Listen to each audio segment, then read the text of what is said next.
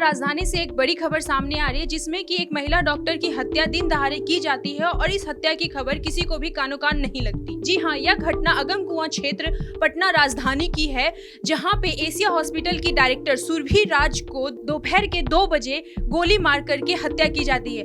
एक गोली नहीं, 7 गोली मारी जाती है और 7 गोलियों की आवाज किसी को भी सुनाई नहीं देती है, ना किसी हॉस्पिटल स्टाफ को, ना ही किसी मरीज को। कहा यह भी जा रहा है कि पुलिस प्रशासन इस मामले पे अभी भी कोई भी पुख्ता सबूत नहीं जुटा पाए हैं। आखिर पुलिस प्रशासन कर क्या रही है? पटना राजधानी में इस तरह की घटनाएं काफी दिनों से बढ़ती जा रही है, जहां पे लोग कभी रोड पे सुरक्षित नहीं है तो कभी हॉस्पिटल में इस तरह की घटनाएं बहुत ही दिल दहलाने वाली है, क्योंकि हॉस्पिटल में जान बचाया जाता है, जान लिया नहीं जाता। और अपराधी इस तरह से खुले आम घूम रहे हैं कि वो मार के किसी को चले जाते हैं और किसी को पता भी नहीं चलता है। हॉस्पिटल के स्टाफ का कहना है कि वो अपने दिनचर्या में लगे हुए थे और जब सुरभि राज से मिलने के लिए उनके कैबिन में जाते हैं तो उनकी बॉडी खून से लथपथ उनके कैबिन में पड़ी मिलती है। हम तो 2:36 तक आए, ठीक है सर। आए, उसके बाद एक पेशेंट आया, उसको हम एडमिशन करने में लगे हैं, तो एडमिशन पेशेंट को किए हैं।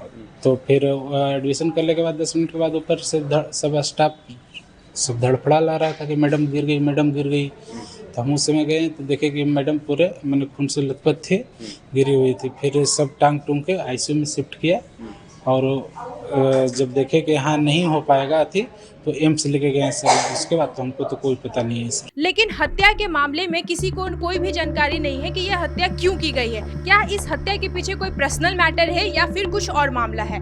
इस मामले के बारे में पुलिस ने कोई भी जानकारी किसी को भी नहीं दी है। सवाल यह भी उठ रहा है कि हॉस्पिटल का सीसीटीवी कैमरा आखिर क्यों बंद था? यह घटना होने से कुछ दिन पहले ही सीसीटीवी कैमरों को बंद कर दिया जाता है हॉस्पिटल में। आईसीयू में नहीं गोली लगी, हमने नहीं देखा, हमने आईसीयू में देखा। उसके बाद जो है वो आगे पता चला गोली लगी है। अच्छा, क्या मामला है उनका? किसी के साथ मतलब कि लड़ाई झगड़ा? कोई लड़ाई झगड़ा नहीं। आप लोगों को कब मालूम चला था कि ऐसा हुआ है उनके साथ? आप लोग हम 3:30 बजे शाम में।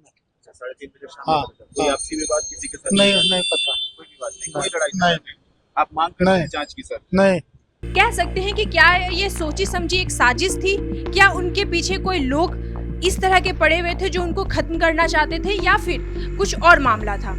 पुलिस इस मामले के बारे में जांच कर रही है, लेकिन सवाल यह उठ रहा है कि क्या इस तरह की घटनाओं के वजह से लोग सुरक्षित अपने आप को महसूस कर पाएंगे पटना राजधानी में? क्योंकि इस तरह की कई घटनाएं पटना में होती हुई आई है और हो रही है। सुरभि राज के हत्या के बाद एक और सवाल यह भी उठ रहा है कि उनके पति, जो कि हॉस्पिटल के संचालन में उनका साथ देते थे, वो उस घटना के वक्त मौजूद क्यों नहीं थे? इस घटना के बाद लोगों का कहना है कि डॉक्टर्स जब सेफ नहीं रहेंगे तो वो लोगों की जान कैसे बचाएंगे? और जैसे कि विधानसभा चुनाव भी आने वाला है, डॉक्टर पर हुआ है एक घटना, इसकी भी पुलिस जांच कर रही है और हम समझते हैं कि कार्रवाई होगी और जो क्रिमिनल है वो जल्द से जल्द पकड़ा जाएगा।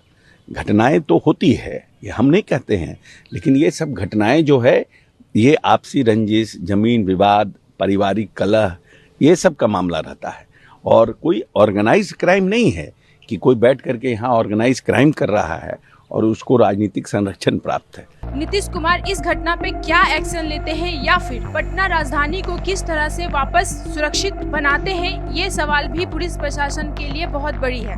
मामला अभी तक पुलिस प्रशासन के अंडर है और वो अभी जांच में लगी हुई है। आपका क्या कहना है इस बारे में कमेंट बॉक्स में जरूर बताएं।